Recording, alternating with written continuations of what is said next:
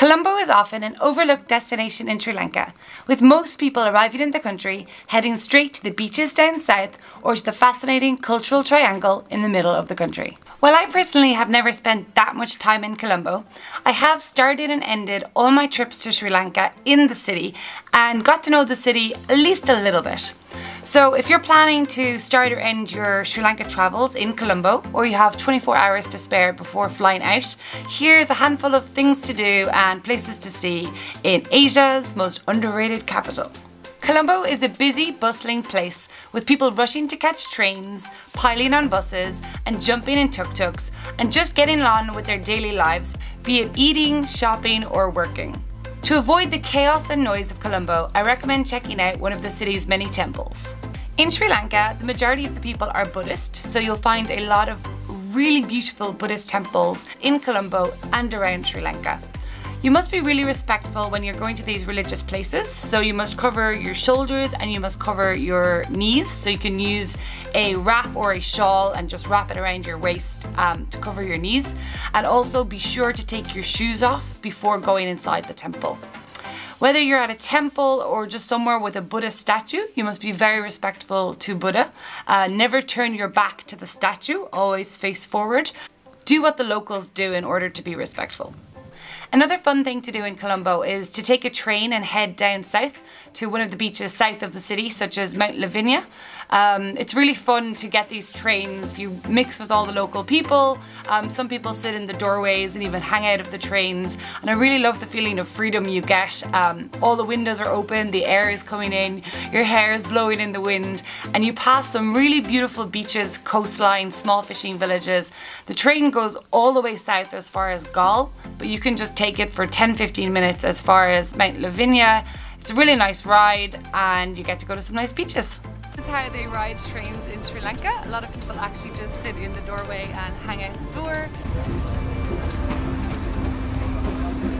And you get to enjoy the incredible scenery. I also highly recommend taking a tuk-tuk ride while you're in Colombo. Some of them love Bob Marley and have Bob Marley things hanging off their tuk-tuk. So it's a really fun way to kind of speed around the city and see all the main sights from the comfort of your backseat tuk-tuk. Even if you don't have anywhere to go, just take a tuk-tuk tour around the city. The tuk-tuk drivers are really funny in Colombo. They always have funny t-shirts with funny slogans on them. They decorate their tuk-tuks really colourful. Some of them love Bob Marley and have Bob Marley things hanging off their tuk-tuk. So it's a really fun way to kind of speed around the city and see all the main sights from the comfort of your backseat tuk-tuk. Another thing I loved in Colombo was the rooftop bars. So there's a lot of really cool infinity pools on the rooftop of many of the main hotels. Jetwing Colombo 7 had a really nice rooftop bar. Movenpick Colombo had a really nice rooftop bar and infinity pool. They're really cool places to go at sunset. Colombo is known to have one of the best sunsets in Sri Lanka, if not the world. One of my favourites would have to be the Movenpick Hotel Colombo.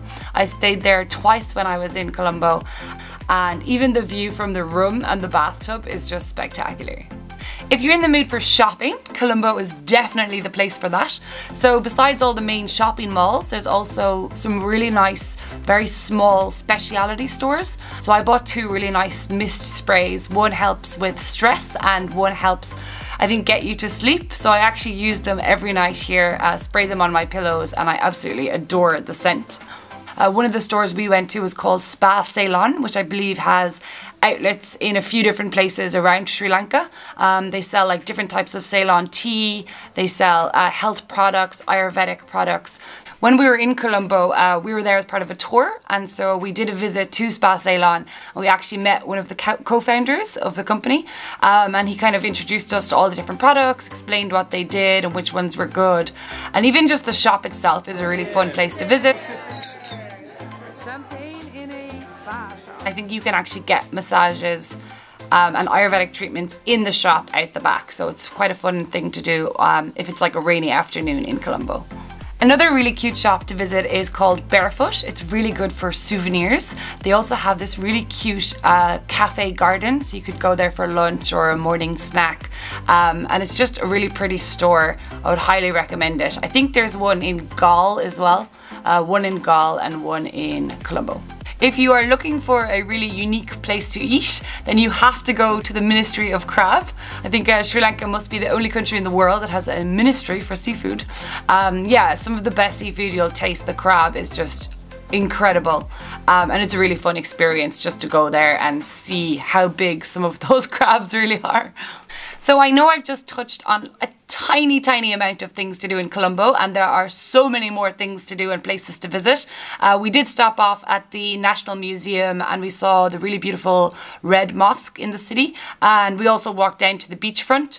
But I'm going to be heading back to Sri Lanka in February, so hopefully I'll find some more things to do in Colombo then.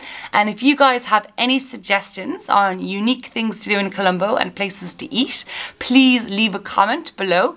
And if you want to see more of my travel videos and my videos from Sri Lanka, please think about subscribing.